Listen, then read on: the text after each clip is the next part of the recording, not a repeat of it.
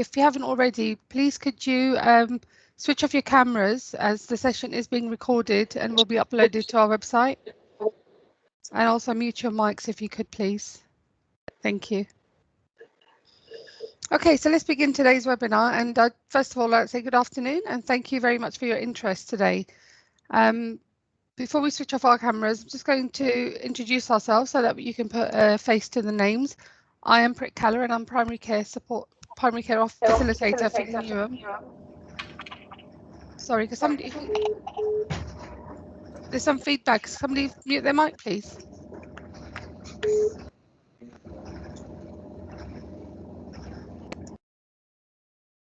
Okay, sorry, as I was saying, I'll just introduce myself so you can put a face to the name. I'm Prit Keller and I'm the primary care facilitator. And today we have with us Billy Joe, who is a primary care support officer. Please don't worry if you can't read all of the slides, especially where the resources may be shown, because this presentation will be emailed out to you all and it will also be available on our website. If you have any questions today, please feel free to pop them in the chat and there will be time at the end of the session to go over them. We'll also go over any questions that you may have submitted prior to the session today. To monitor the chat today, we have with us Tracy Gibbons, who is also a primary care support officer. Okay, right, let's begin.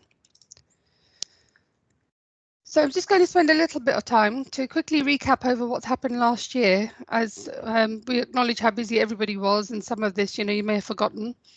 And also some of the indicators this year do build on what happened last year. So in the clinical indicators, you may recall that there were some performance-based indicators, but the majority of them were income protected due to the pandemic. Now, although we're already into year 2 of the GP contract, there was a major change in that vaccines were introduced into QOF as an essential service. This was a phased-in approach, and it began with MMR last year and the announcement that the remaining childhood IMS would be brought in this year. So this year we see the childhood IMS disappear and it's been replaced with new QOF indicators. Please note that this is not relevant for seasonal flu or for the COVID vaccination programme. So to continue, there was the PCN Investment and Impact Fund as well, which covered seasonal flu, LD health check, social prescribing and medicine safety indicators. And postnatal check was added as an essential service, which became a contractual obligation. Okay, so let's move on to what's happening this year. So just to give you an overview of the contract itself, we're now in the 3rd year of a 5-year contract agreement. These are interim arrangements because obviously we don't know how the pandemic is going to play out, and these will remain under review.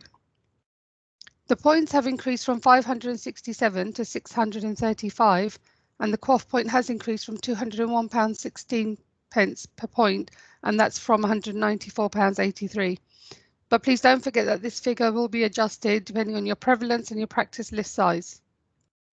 The average practice population is now 9,085 patients. There's no changes to payment thresholds, and remote reviews are still allowed, but they are to be conducted on a patient-by-patient basis. So please note that this is not applicable for dementia patients, as clinicians must fully assess their needs, which is best done face-to-face. So we'll start by going over just a quick overview of the QOF changes. 22 of the indicators are no longer in QOF. The 4 flu indicators have been retired, but they do pop up again in the Investment and Impact Fund. And overall, there are 9 new indicators, 3 of which are in mental health, 2 in cancer, and 4 in vaccinations and immunisations. The points distribution this year, you have 401 points in the clinical domains, 160 in the public health domains, and 74 in quality improvement. And this is just a visual representation of how those points are broken down. And as usual, clinical domains take the lion's share of them. So today I'm only going to be highlighting the new or amended indicators in both the clinical and public health domains. Then Billy Joe will take us through parts of the PCN Investment Fund and the essential services. Right, before we do that though, I just wanted to illustrate what the uplift in points and pounds could mean for an average size practice.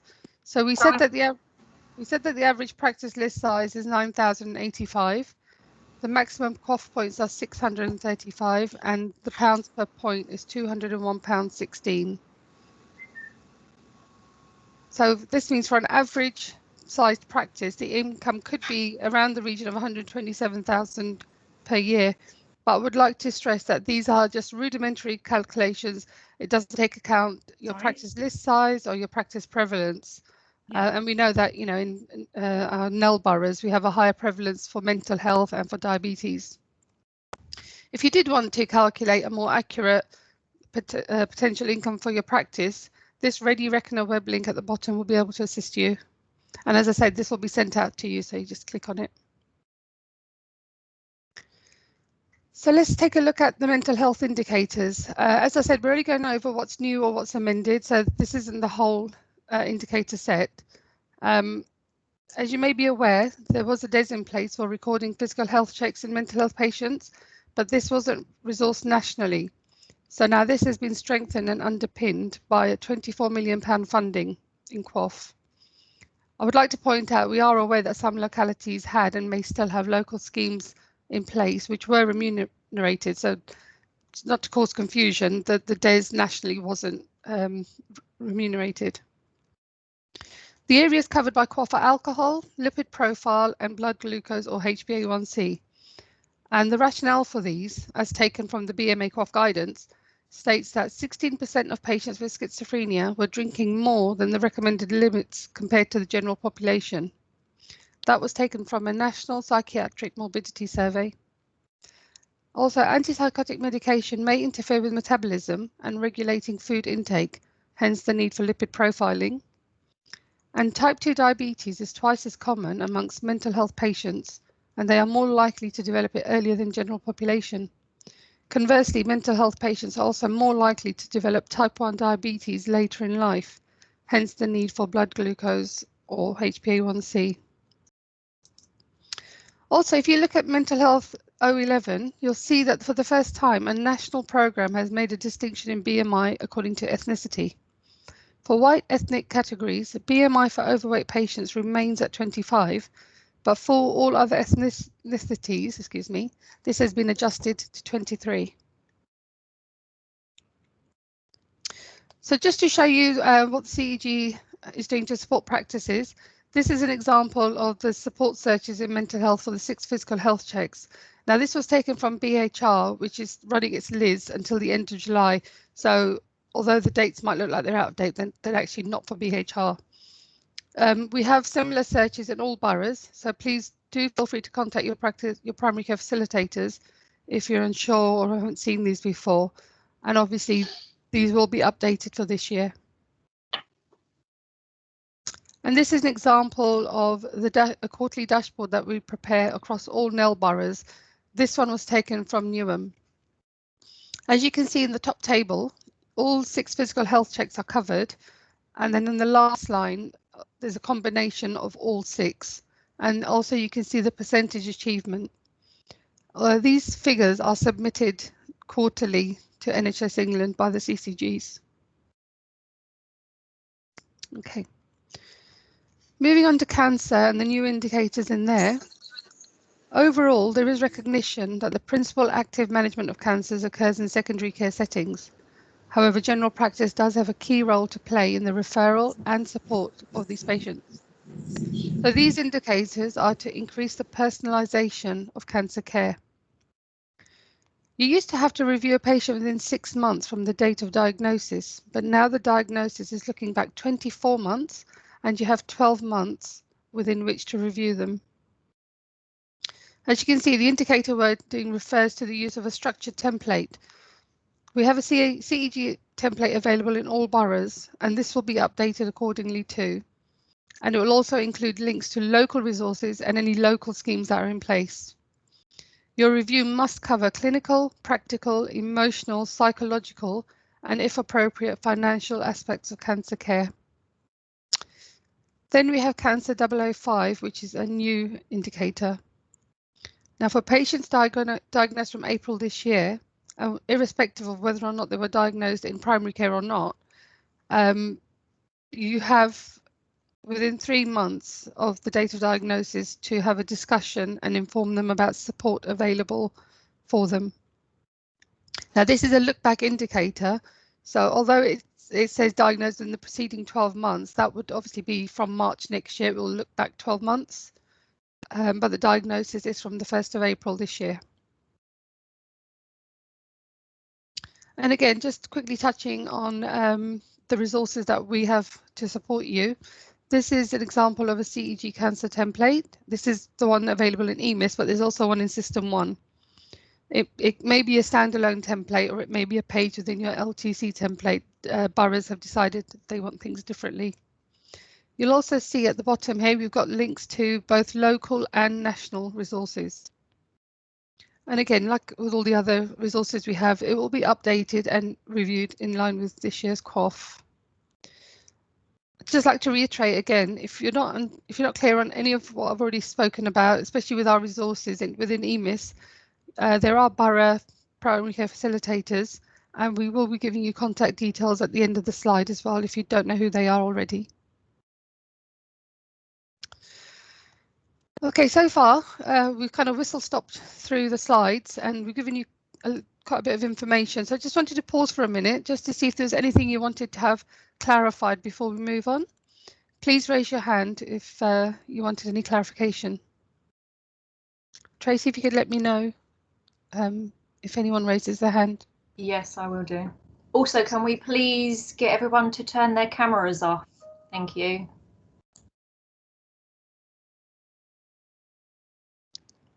Nothing? No, nothing at the moment. Okay, fantastic. Oh, hang on. No, Well, hang on.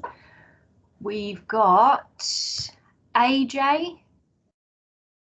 Hi, AJ. Yeah, I've got one question. It asks us to do a review with us using a structured template within 12 months, but this looks back for the previous 24 months. I do not understand how we can do it for patients diagnosed 2 years ago within 12 months. Yeah, I can understand that, but unfortunately that wasn't explained in the documentation. Hopefully further information will be given, and once the EMIS searches are produced, the QOF searches, that will clarify things. But as of this moment, this is how the wording is in the documentation. So apologies for that. But yeah, it does look as though you might miss a cohort.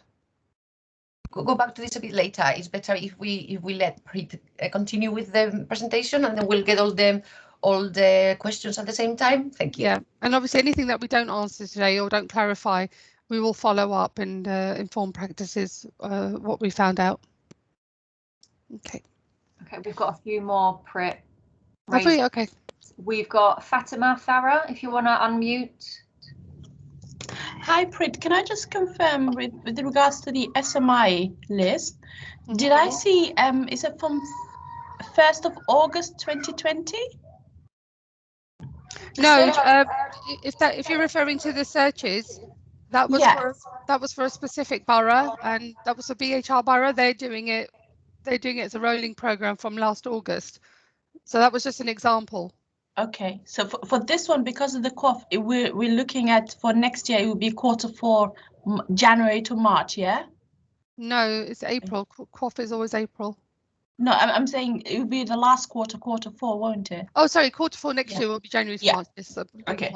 All right. Sorry to interrupt. Can we keep all the questions for when Preet has finished the presentation, please? Yeah. Otherwise, we don't have a flow.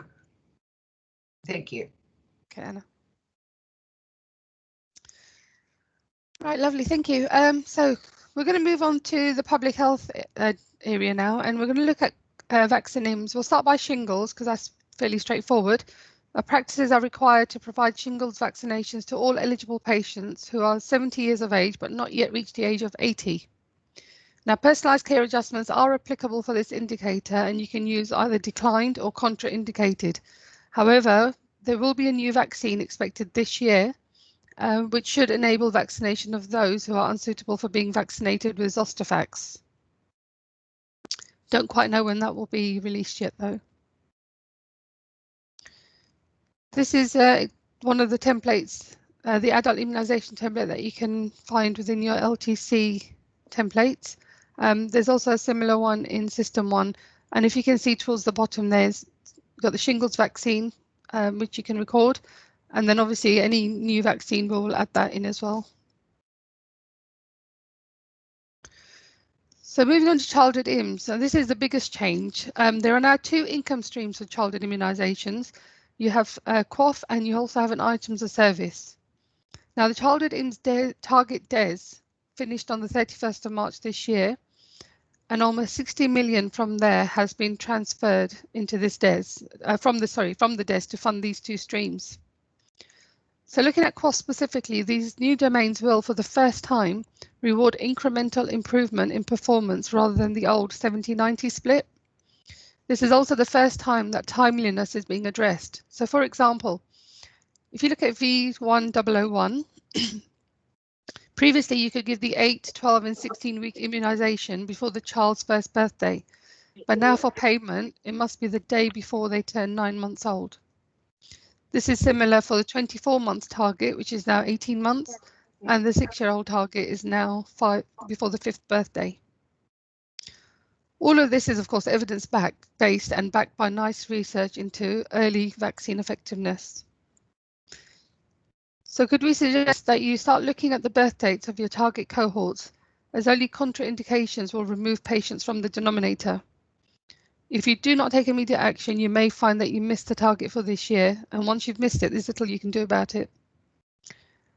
At the 90% achievement, practices will only receive 3 or 7 points, depending on which indicator you're at. But this rises to 18 points in all 3 indicators if you achieve 95%. So they're very tight margins, but there's a lot of points involved. So now we're going to have a quick look at the items of service vaccinims. And really to state that this has now become an essential service rather than additional service, and it covers all routine pre and post exposure vaccines and NHS travel vaccines. However, today we're just going to concentrate on the childhood immunisations element. So overall, there are 5 core contractual standards that must be met to fulfil the service. And that is, as you can see, their named lead, sufficient convenient appointments, call recall programs and opportunistic offers. You got to participate in national agreed catch-up programs, and also you need to keep records, and there will be an automated extraction via CQRS, except of course HPV, as that will continue to remain manual reporting. The CQRS extraction will be monthly from May or June of this year, and overall claims must be submitted within 6 months of administering the vaccine. Payment will be an items of service fee of £10.6p, but this will only be payable if 50% coverage is achieved in the first place. So as you can see here, if you achieved between 50 to 80%, you will get paid for each immunisation administered above the 50%. If you achieve the full target of 80%, you will get the full amount for all the immunisations you've administered. There is a visual representation of this on the next slide in case that sounds confusing, but I just wanted to point out as well, it's very important, children are offered a minimum of 3 appointments, but the 3rd one must be by a healthcare professional, either by telephone or face-to-face. So no texting, no writing to them. Practices will receive a monthly aspiration payment, which will be reconciled at the end of the year. So you need to be careful because money will be clawbacked if you haven't achieved your target. So just to go to this visual representation, if you see on the left, if you've only achieved the 50% target, but if you only achieve 60%, only the top 10% will be paid. Whereas if you achieve the 80%, you'll get the full payment for all the vaccinations given. So that's synced. So we've created childhood immunisation template, and there's also a similar one in System 1. So in this example, you can see the 2-month and 3-month-old vaccinations, but obviously on the template itself, if you scroll down, you'll be able to uncover all the vaccinations. There's also links here for the Green Book and the childhood immunisation schedule, and whether they've got uncertain or incomplete immunisation status. So everything you need should be in the template. And this is an example of a NUM dashboard that we send out to CCGs and practices. If you look at the bottom, obviously it's still showing patients becoming 12 months, 24 months and 5 years, because this is a March dashboard. We're only just into April. And this will be updated as and when. Unfortunately for System 1 at the moment, we're still working on the dashboard, but we will keep you updated as to when that's available. Just want to quickly mention about smoking as well.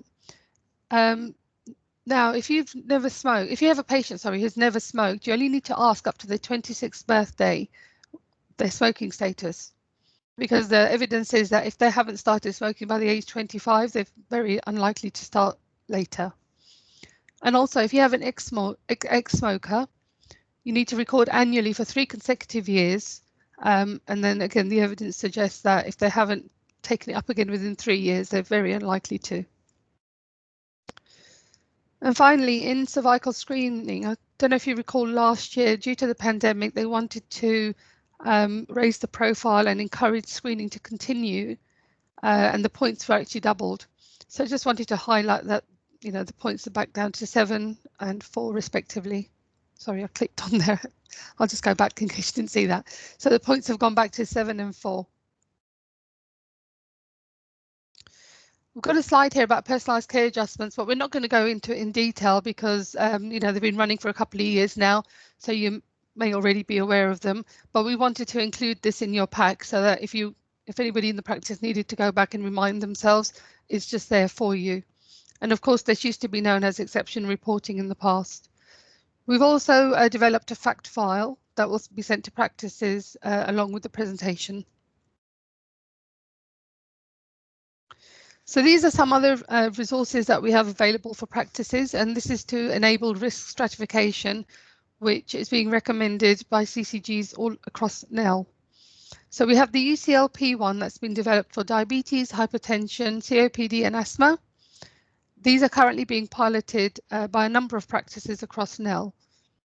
We also have a number of CEG APL tools, and those are in the CVD, AF, diabetes and asthma areas. And then individual localities will have different sets of risk stratification searches depending on their needs and what the CCG's requested. And again, with any of these things, if you've not seen these before, you've not heard of them, your primary care facilitators are here to support you. So I just wanted to show you what they look like in case you'd seen them and you didn't know what they were, or if you touched them, they might explode. These are the UCLP risk stratification searches in the top half of the screen. And this is and at the bottom you can see the APL CVD's cardiovascular disease tool. And as I say, we have them in 3 other areas too.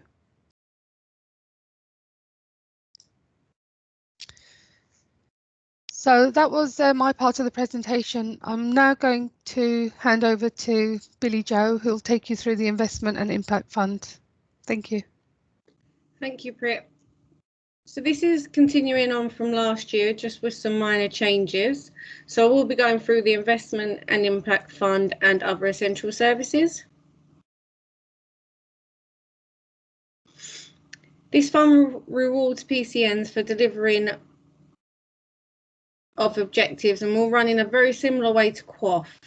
So there is 225 points per PCN available for this year instead of 194 in the previous year.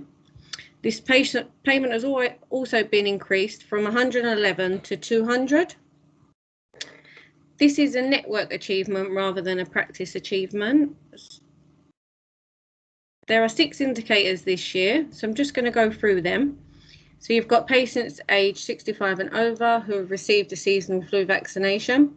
This is worth 40 points. And as you can see there is a lower and upper threshold. So as long as the average target for the PCN is met, the payment will be made. There will be an example after these slides to show how the payment can be worked out if a PCN is reaching in between the lower and upper threshold. You have patients aged 18 to 64 and in a clinical at-risk group who have received the flu vaccination. This is worth 88 points. Children aged 2 to 3 who have received a flu vaccination. This is worth 14 points. So a personalised care plan can be applied for this indicator, which will remove the patient from the denominator. So there are two reasons for a PCA to be applied for the flu indicator. This is if a patient declines or if this is not clinically appropriate. We also have learning disabilities, health checks and action plans. So again, there can be a PCA applied for this indicator if a patient declines the health check. This is worth 36 points. Referrals to social prescribing, this is 20 points. All practices to have mapped all active appointment slot types to the new set of national appointment categories, this is worth 27 points. If you need any further information regarding the appointment types, please see the link provided below. As mentioned previously, this is an example taken from the network contract document. And this is how you can work out if a PCN is meeting in between the lower and upper threshold.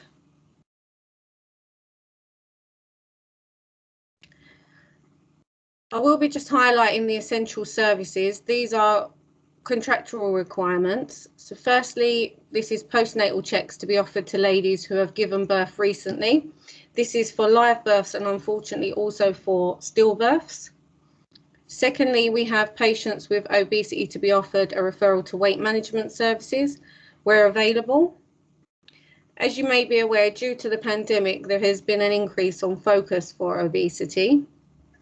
And also there will be a DES on this, but unfortunately at the moment we don't have the full details of this. We currently offer a CEG postnatal template within most of our localities and are in the process of building this within BHR. This will be available by the beginning of May.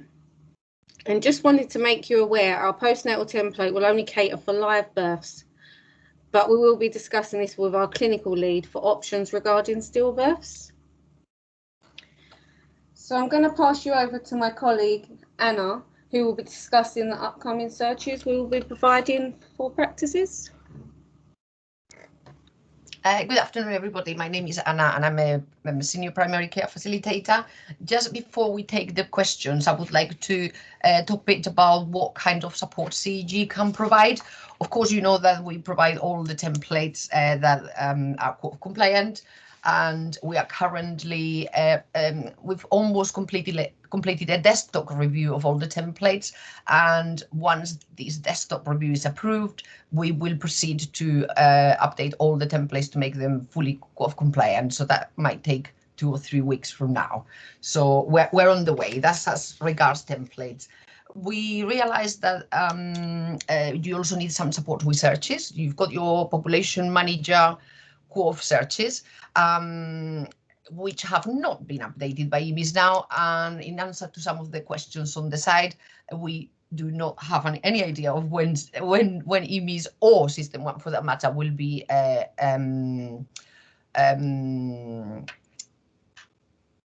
putting their new searches. And the business rules have not been published, so it's very likely that they will not be doing it quick enough. It could take a couple of months, but it's just a guess.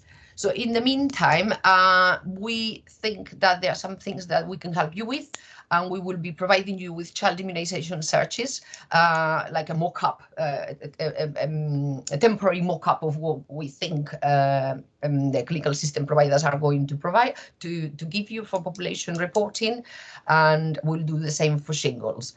On top of that, we will try and help you with indicators that have become quite difficult since last year, which are asthma reviews and heart failure reviews. In the past, it was quite simple. You ticked asthma monitoring done, you were done. Obviously, you were doing much more than that, but you only needed that code to meet your target.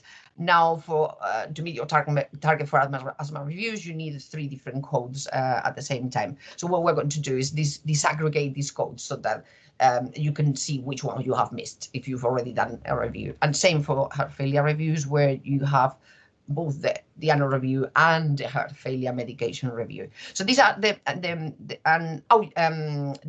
early ideas that we have about things that we think that you need. But obviously, most of us have not worked in practice for quite a number of years now. So we really want you to tell us what would really help you. So you can tell your local facilitator, you can email our training email address, you can pop your request on the comment side here in this webinar. Any way is good, or in the feedback forms. It doesn't matter. Just tell us what you think that you need, that we can help you with, particularly now that your workload is so massive, and we really need to know what you need to prioritize. Just a bit more about these. We've just completed a translation of our prevalence improvement searches into SNOMED, which we could not do last year. You know that we review them every year, but we couldn't do it last year because translating them to SNOMED was a very massive enterprise, and we were too busy writing COVID searches, basically. We would appreciate if some of the clinicians among us would volunteer to test them before we publish them to everybody. So again, please, if you can get in touch, if you are happy to be an early user of these searches, that would be great. And of course, we will be updating all our other contract-related support searches, such as shingles vaccinations, pneumococcal vaccination, MMR coral recall, SMR, IAF, LD, and also cancer screening. We're also going to create a new cancer QOF recall search for you to help you with the new indicators. So all those are the ideas that we're working with. There's a lot of work, but we'll get there. I can't give you exact timetable, but we've already started working on it. I can't answer the questions on the side about each CCG locality support. You really need to contact your locality facilitator for that timetable. This is just about the contract, the national, what is common to the whole of NEL. And that's it for me for now. So I think we're going to let Tracy guide us through the questions. And once he's been through all the questions on the side, you have the opportunity to talk as well. Before we do that, though, can I just quickly show you the slide here, which is support. So these are all the primary care facilitators for your areas. We've also got a link here to the CEG website, which houses a lot of our resources too. And then we've got some links here as well to the national documents for what we've just spoken about. And like Anna said, over to you for your questions. Tracy? Tracy? Yeah, okay, so a lot of the questions were directed at when will they be ready, but Anna's just addressed that, so we're unsure at the moment when they'll be available in EMIS. So the next question I've got, which again Jane has answered, any declined accepted in childhood immunisations, as many parents are not keen to have vaccines? No, unfortunately it's only contraindicated. Declines won't remove them from the denominator. Absolutely. And to emphasize that point, is because public health expects you to keep trying and trying and trying. I do realize that sometimes is futile, but unfortunately, that's the only way to try and reach herd immunity. So no, you are not going to be seeing a decline as exception reporting for child immunizations anytime soon. It's not going to happen. Contraindications for child immunizations are extremely rare. However, we do have a page in our child immunization template that explains what is a real contraindication, and it gives you the tick boxes for every single possible contraindication to a child immunization that you might need to code. Okay, and the next question from Zebulunessa. When sending the slides, can you please put in the comments what you are talking about, if that is possible? Thanks. That's fair enough. We probably have got a printout without the comments, but I'm sure we can accommodate that. Mm-hmm. But maybe not today. Okay, and then a question from Deepal. Do we get payments if parents decline for childhood IMS? Can this count in points? No, unfortunately. It's a quick answer. Okay, Alea, it would be helpful to have declined options within the CEG childhood IMS template. Aliyah, do you want to elaborate on what you mean? Because as we said, it's not going to make any difference to your achievements. It's not going to stop the pop-ups from coming up. So it's not really all that helpful.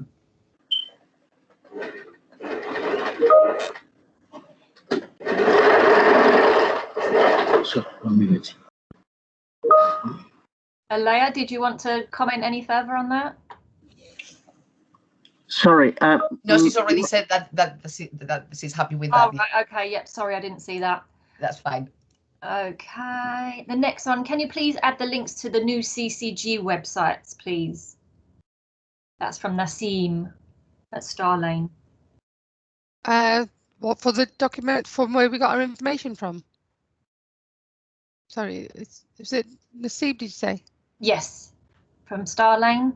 Oh, you Okay. mean the NEL? Oh, I think that means the NEL CCU website. Is that it? Because of course, the locality CCGs have disappeared, and now we've got a NEL CCG. Oh, a NEL-wide one. Yes, confirmed, yes. If someone who's not talking from my team could do that quickly, perhaps Keith or Jane or someone. Thank you. Yeah. The next question from Shazia, can you link us to the sources of your info when you decimate the slides? So yes, we've just covered that. It's in the last slide, isn't it? Yeah. Amanda, can I clarify, declines for flus will be removed from the denominator if a PCA is applied coded? That's right, Amanda. Of course, they don't count for your uptake, so public health will still be looking for herd immunity, and declines don't count for herd immunity. But when it comes to paying you through the IAF, there is exception reporting, so declines will be taken off the denominator.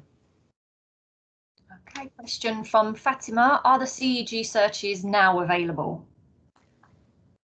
I already answered that. What CEG searches? I said we were working on them. Okay, Fatima, if it hasn't answered your query, then please let us know. Yeah. Yep. We got from Sarah, the declines would be good so that we can keep track of patients to put their names to for GPs to discuss. Right. Okay. We'll make a note of that and come back to you. Mm-hmm. Okay. Patrick would like to know, how soon do we have these slides with your comments? Preet? I don't think it'll take any time at all. We have another presentation next Tuesday. So, I mean, as soon as next week, I should think. Okay. And this is a question from Nosheen. Anna, I'm not sure if you covered this. Will these childhood IMS searches include the children already above the age means before the 1st of April 2021?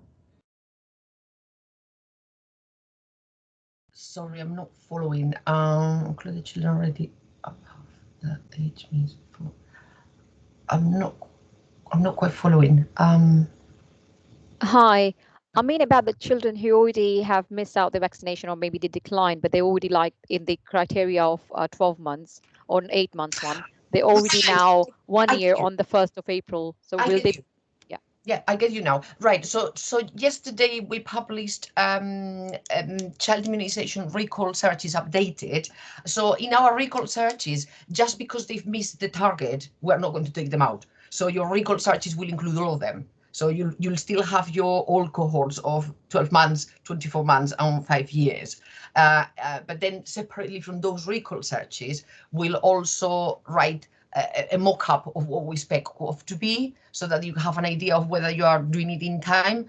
But you can work out to do it in time with the recall searches. So you can do that from now, because that has been published already. are these will be included in the QOF as well? Because obviously that means we already have missed the target then, if those will be included in our QOF. We haven't seen the business rules, so we don't know how they're going to work that one out. Okay. And I think I have put my one more question. Do we have all the personalized care adjustment codes available now? Because last year there were so many codes were not available to us. Do we have those available now? We've got the business rules from last year. We'll just make sure that they are all included in our templates. That's part of our desktop review. So yeah, they are all available. That's one. Thank you so much. No problem. Okay, a question from Mira. How can we exempt the babies whose parents refuse to have the vaccinations? Is there an exemption code in the template? There isn't. No, it's no except contraindication only. Yeah. Okay, and we've answered that question. Barbara asked about the childhood immunisations and when they're going to be put into EMIS, but we've already answered that question. Yes, we can't know really, unfortunately. But we'll try to do a mock-up as quickly as we can. Always taking into account that we have to do COVID COVID vaccination reporting at the same time. So it's difficult to do things very, very timely. Okay, so that's it for the questions in the question box. So are you happy for me to go through with people that have their hands raised, Anna? Absolutely. Yep. Okay, so I've got Shamsha Zaviri. Would you like to ask your question? Thank you very much for your detailed review. I just wanted to ask you all that I can totally agree that Public Health England and they want us to do more about childhood immunization and they don't want decline. How many times do you want us to call patients and document decline, and if they are not doing exception decline for these patients, and what are the consciences, like 3, 4, 5? We just need to know, and the patient, the surgeries will then know what are we doing about it, because the list is never ending then. Yeah, I hear you, but what they've indicated is that you must give at least 3 invitations, and the third one must be by a healthcare professional, either by telephone or face-to-face. So the first 2 could be text reminders, and in those text reminders you must offer an appointment. But if they haven't attended to the second one, then the third one has to be a sort of a healthcare professional, as I said. That's fine, thank you. And I mean, you can decline them, but again, it won't help your denominator. Okay, next person is Jotsan, if you want to ask your question. Thank you. I want to ask is about the Ardent searches. Well, we have got Ardent searches as well, Ardent searches templates. So is there any difference between the Ardent templates and the CEC templates? And then is it something that we have to use CEC templates to achieve the targets or to get it recorded? The difference between Ardent templates and CEG templates is that Ardent templates are not tailored to NEL specifications. So CEG is commissioned by NEL, by all the CCGs. Well, now it's only one CCG, but before it was 7. We are commissioned by all the 7 localities to support your local enhanced services. So everything is done to support those enhanced services and also to support any local priorities or specific clinical pathways. So you basically suggest that we should use the CEG templates rather than something else. That's right. Yeah. Okay. Thank you, Anna. You might miss out. You might miss out on payments otherwise. Definitely. And also you will not have. And also you will not have like links to local resources. For example, if there is a particular weight management pathway or maternity pathway or whatever it may be. Okay. Okay. That's great. Thanks, Anna. No problem. Okay, next question is Mira, if you want to ask your question. Yes, 2 quick questions, Anna. So one, you said that you just published a recall searches yesterday on the CCG. Yeah, can you just quickly tell me, like, where is it? Is it do we still have to copy and paste on our folder? And where is it on your folder? I can't really see on your folder. Okay, so you're going to receive an e-bulletin today with a screenshot of where you can find them. But as usual, you just go to practice support, to the practice support folder, You go to immunizations, and then you've got covered child immunizations called recall version 18, and you do need to copy it over because it contains line reports. So yeah, you have to copy it over. As usual, that's fine. That's another quick question about the exemption code. We have got some mixed ethnic, the population here, especially East Europeans. They are always like didn't really want to have their babies vaccinated. So and also sometimes like if you keep calling them, if you keep reminding them, they are really sometimes they get annoyed. So is there you said there's a decline code rather than the exemption code, or how do we? How can we stop that alert popping up? You can't. You can't. The alerts are national, by the way. They're not created by us, so we have no power to change them, and it's too big a job to reproduce anyway. You just cannot. Yeah, okay, because we have put the physical alert, but the thing is, if you do a populated the messages, then obviously that will get ignored. So that's the reason with the patient parents are annoyed if you keep calling them. So and the declining or the exemption doesn't really cover the cough payment. I'm afraid the cough payment. Yeah, I'm afraid at the moment I don't think I'm afraid at the moment I don't think it's happening. I mean, we'll keep you posted, obviously, if we see any changes, but at the moment, no. And as I said, the pop-ups are not going to stop for now. If there are any changes, we will let you know, and of course we will provide you with all the codes that you need to make them stop. But at the moment, it's not possible. All I can suggest is that when you see these pop-ups, you have no choice but to go to the consultations and have a look and see what conversations there has been before, rather than reacting just to the pop-up. Do you see what I mean? Yeah, okay, thank you. Okay. And we've got one more from Zeblinessa. I have seen your comment on the comments part, so I'll just let you speak through your mic. Yeah, I just wanted to know on the childhood aims, where you said the third invite must be either face-to-face and it has to be a telephone and it has to be a health professional. How is that documented that we've actually done that in a coding way so it's picked up? So, I mean, as Anna said, the business rules aren't out yet, so we don't know what kind of coding they're going to include in there. I'm assuming they are going to have something that will link it to a specific code for a healthcare professional invite. How do we get the business rules? I mean, if you guys get it, some of us might not get it. So no, we will incorporate them in our searches. And obviously, okay, that's fine. That's our job. That's brilliant. That's our job. The thing is, it's always sorry. Sorry, just let me finish. When new QOF comes or whatever services, the searches are always late, and it impacts on us. We can never catch up. So it's never on the same time frame like April. April's the new QOF area, Les, Des, and whatever. The searches never come in time. We, the surgery, have to create all the searches, really hard work, try to do as much as we can. And when all the new searches and all the new criterias, we don't know that the new searches which you guys create or EMIS creates might not be the same because the rules might be different.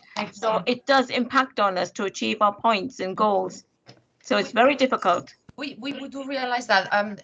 I don't know if you know, but most of us have worked in practice ourselves, so we are very aware of the challenges. We have absolutely no power to make the business rules come out earlier.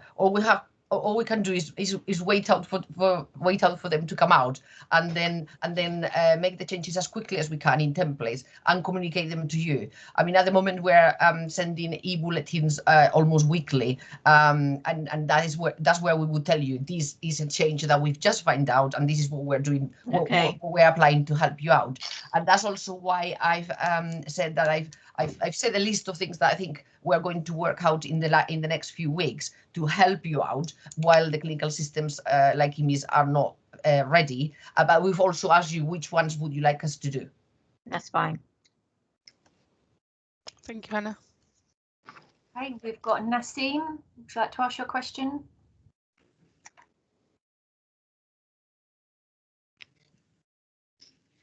Nassim from Starlane.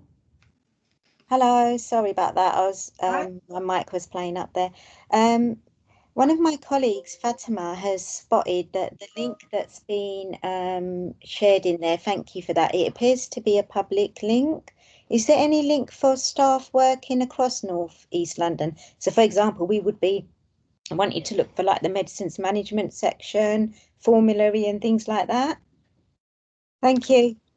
Anna, that's right, because I just put that link up very quickly for NEL CCG, and it is a public link. That's right. And I think what you're asking is, are there links, the intranet links, aren't there? That's what the question is. I don't know. I'm happy to have a little look into this, unless anybody else knows what the links are. I don't think I've seen it yet. We would be able to provide intranet links anyway, Joe, because we don't host that website. Intranet links would have to be set up by the host of the web page. Because no, I know. I don't know if they've been set up. That's all yet. I'm not sure about that. So the best bet would be to ask someone of the CCG's comms team of the. Yeah. Can they circulate the intranet links to practices? That's great. Thank you. Thanks very much. Thank you. Okay, Deepal, would you like to answer your question? Yeah, just coming back to the child immunization, everyone is asking, and I think it seems like that everyone is concerned like what we do at the practice. And as you said that you all have worked in the practice, so you know how difficult to achieve this childhood immunization. And I do understand that there is no exemption code for achieving this indicator. But the thing is, like, as you mentioned, that we need to text message 2 times and send the letters, or clinician need to speak to the patient's parents. But how many times we are going to try and convince? Something is like, you know, the religious and they don't want to give immunization to their child, or whatever is the reason. So how many times we have to contact them? And at some point, like the team, whoever is calling patients, parents, they might start getting abuse from the parent. And of course, we all have to achieve this indicator, because as you said, it's 80%, then we will get payment. So how many times? There should be some limit, you know, and there has to be some solution, because it's not something that we are not going to try, but then at the same time, the team is not happy to take abuse from parents. So in our presentation, there is links to an immunization and vaccination document, and in there they recommend that after the third, once the healthcare professionals made that third invitation and the patient hasn't still turned up, that you then forward the request on to, they call it the CHIS, it's the, I can't remember I'll see if I can get the name, the document up, but they do talk about getting the community nurses involved. Let me see if I can just find that. I've got the document open. So does anybody else want to ask a question? I'll come back to it once I found it. Yes, okay, we have Shahid. Would you like to answer your question? No, I think it's not really a question. It's following on what you just said now. Yeah, we actually involve the district nurses with regards to the children, and yet there was really no comeback. I mean, there was really no solution to that. So I would really want to know what it says in terms of contacting or involving the community nurses. Sorry, Fred, can I just say something? It's Hazel here. Hi, Hazel. Hi.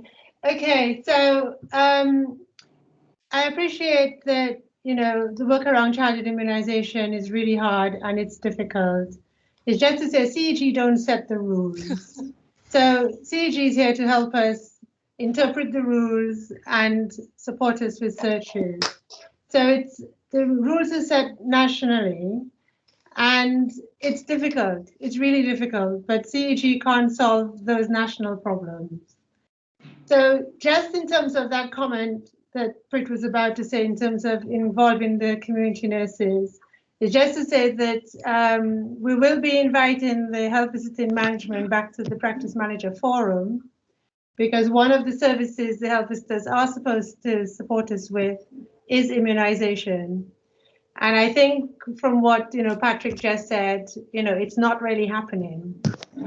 But we are going to invite Wumi back to the practice manager forum to talk to a document where she says that that's part of the service. So just to say that look out for that in the next couple of practice manager forum meetings. because we are going to need support, and it is the Health Visiting Service that is supposed to be supporting us with this. So thank you, look out Hazel. for it. Thank you, Hazel. That's great. That's brilliant. And that's reminded me that there is currently, I don't know how I forgot this. There is currently a recruitment drive. There are child immunization coordinator posts being recruited as we speak. I've seen the advertisements actually, and they're going to be locality based. So yeah, the CCG are recruiting at the moment child immunization coordinators to help you with this job. So it might be that we'll be hearing more soon, and it might be that some of your concerns will be heard as well. So we're going to keep a very close eye on this. Thank you, Anna. Shahid, if you want to answer your question. I don't think. Yeah, sure. Now for something completely different. The quality improvement every single year tends to be set by the CCGs very late in the year. We have a mad scrabble to try and get the right information to have our discussion and then our second discussion, and it always goes to the wire every single year. And it's a very unsatisfying process because we never have time to implement any of the changes that we talk about as clinicians in the meeting at the beginning and in the second meeting. There's just not enough time. There's usually about 2 or 3 months. Can we be a little bit more proactive this year so that we don't do this kind of thing right at the end of November and try and have our meeting right at the beginning of March? Can we think about having the searches set up much earlier in the year, maybe sometimes during the summer, so that by autumn we can have something meaningful to discuss and have to have implemented? I appreciate this isn't exactly the most popular one, but it does have a fair number of points. And the thing is, the reason why it isn't popular is because we just don't see any benefit out of it, because there's no time to do anything meaningful by the time we do it. We do it, we get our points, and then we go away. But, you know, again, it turns out to be a chore, and this completely goes away. Being slightly altruistic, it goes completely outside of the ethos of what that whole domain is about. Shahid, the quality improvement modules have not changed from last year, so you can start working on your quality improvement immediately. You don't need the CCG to get you started. If there is any data that is missing for you to get started with your quality improvement projects, and we're not providing the searches for that, please let us know what it is, and we will let you know if we can provide it. I mean, many of the quality improvement projects that you could undertake, we already provided searches last year, but as I said, if you don't find the right searches in our support folder to get you started with a baseline. I was wondering if you guys could help us a bit more on the cancer diagnoses one, because that's okay, some of them are already in there, like the learning disabilities, something that you guys do at KEG, things like smears you do with KEG, but there's other data that would help us for the cancer one, which makes it more meaningful. Are you talking about improving cancer screening rates, for example? Things like that, yes. Okay, because we are already working on that as well. So bowel cancer screening would be one. Cervical cancer is already there because we do it. Yep. But there are a number of these that might really be beneficial. Yep, we have that on the list. Cancer screening searches to support you. So we're on the same line. But if anything else comes up, do let us know, please. Thank you. Okay, nobody else has their hand raised. Oh, we've got one. Evelyn,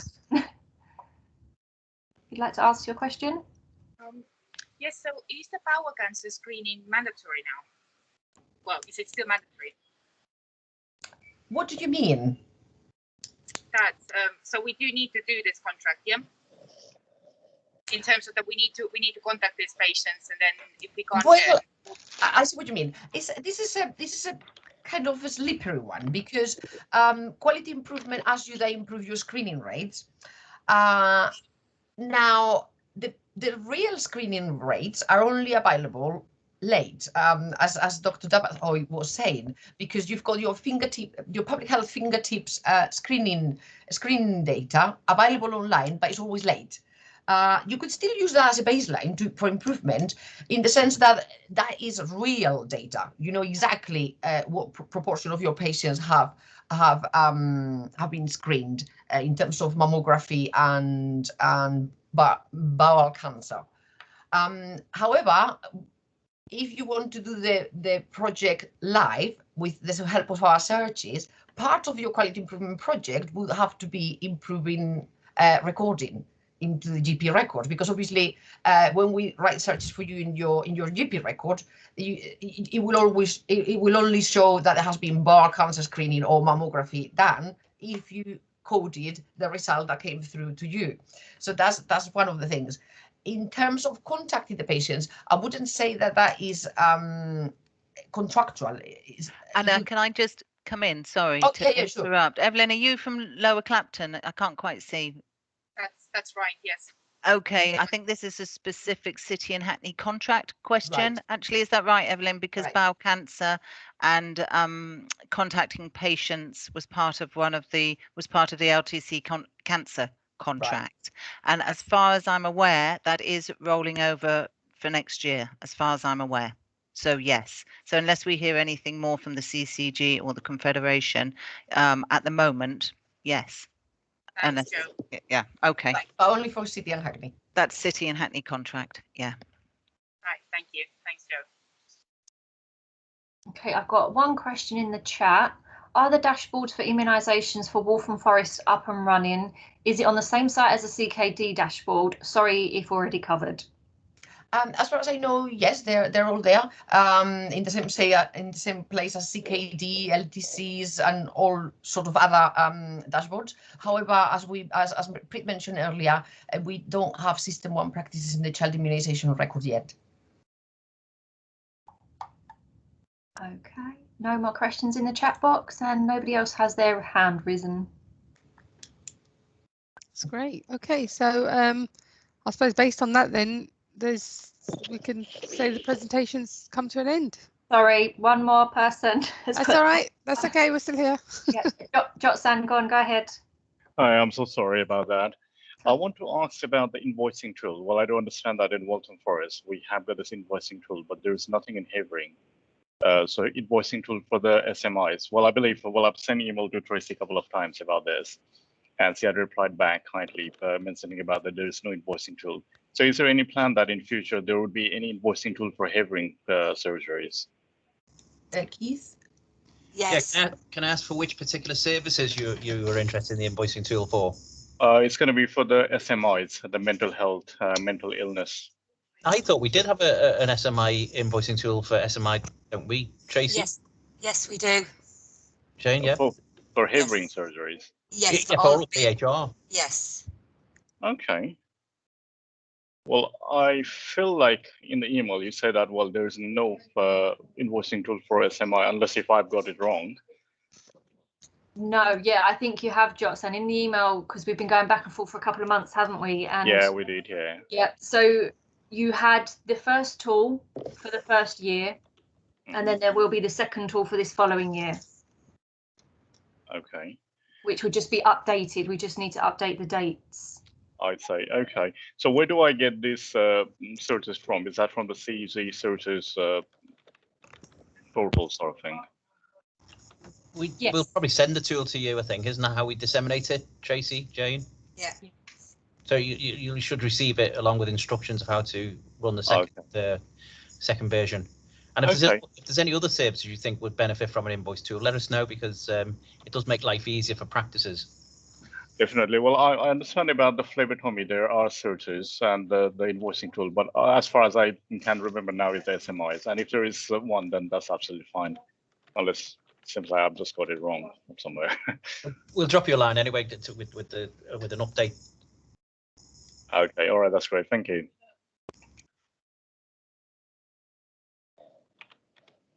No more questions. I think that's it. Okay, in that case, then we will wrap up the presentation now. And as I said, we will. Prit, there is a question for you. Where do you refer for weight management in Newham? Oh, that's a Live Well project. Mivish, I'll can I get back to you by email on that? It's on the new patient health check template, and it's the Live Well service. Yeah, that's fine. Thanks. Okay. I think it was sent out in our bulletin a few weeks ago, but I'll dig it up and I'll email it back to you. Okay, is that it? Can you please add it to the slides, please? Okay. Sorry. Can you add it? Not just apart from mailing it. Can you add it to to the slides when you're sending the slides to us, please? Add what the sorry? Which borough is this? Are you Newham as well? This Newham. That's right. I mean, when you're sending out the slides. Or are you sending to individual when you say emails? Is that what you meant? Yeah, yeah. Okay, then, thank you. Were you still asking about the Live Well weight management That's service? right. That's right. The Okay. referral details. Okay, well, we've got a bulletin going out. So which practice are you from? Custom House. Okay, so I've got your practice manager on our distribution list, and our e-bulletin will go out tomorrow. So what I'll do is I'll make sure that we've covered that again on the bulletin. So just ask your practice manager to look out for it, and all the Live Well information will be on there. Thank you. Okay, no problem. I've got another hand up, Tracy. Where are we? It's Jotson again, or is that still from the first time? I think I. Yeah, it's me again, Tracy. Okay. Just to clarify, I'm sorry about us asking so many questions. Just to clarify, is there an invoicing tool for the NHS health checks and the sexual health for hearing surgeries? At the moment. Okay, it's just because, well, I come from Walton Forest surgery previously, and then just that we have an invoicing tool for all these elements. I was just trying to clarify whether we have got this in hearing or not. I mean, if it's not, then that's absolutely fine. Just to clarify on the invoicing for Forest, it was actually commissioned by the local authority because they manage the NHS health checks programs. So they paid us separately to implement that, but we don't have a contract with Havering, though. I think it is well worth raising up the fact that practices would value that, and that makes things a lot easier for practices to submit their claims. So we'll take that conversation out, further. Okay, well, that's great. Well, thanks a lot for that, and I hope we'll be updated about this as you get any outcome of that. Then. Okay, we've got Aliyah. Would you like to ask your question? Yeah, hi there. How do we add a new member of staff for the news bulletin? For the e-bulletin? Yeah. Just contact your primary care facilitator and let them know the email address you'd like added. Okay. And the job role, etc. That was just for our purposes. Okay, perfect. Thank you. You're welcome. I think that's it this time. I mean, we don't mind if you have more questions, please don't hesitate. But if that is all, then we shall wrap this up. Okay, going once, going twice. All right. Well, I just wanted to say thank you very much. And it was a very proactive, interactive session. I don't know if you wanted to add anything, Anna? No, I think that's what we made a very helpful section, and I hope you have all got something out of it, because we certainly have. We have heard the messages loud and clear, and we'll try to adapt your plans to what your voices are saying. And do please keep telling us what you need. Thank you very much all. Feedback forms. Yes, apologies. We will be sending out feedback forms as well, so please do get them back to us, because then that kind of helps us learn what you found useful, and also if there's anything else you want us to be doing. So we will email those to you. Or actually, were we not going to put a link in the chat? No, we're going to email them out afterwards. We're going to email them out. I was going to say, I think we've lost half the attendees anyway. Brilliant. So yeah, if you could do that, it's not a very long form, I understand, but as I say, it will help inform us on what it is you need from us as well. Okay, thank you.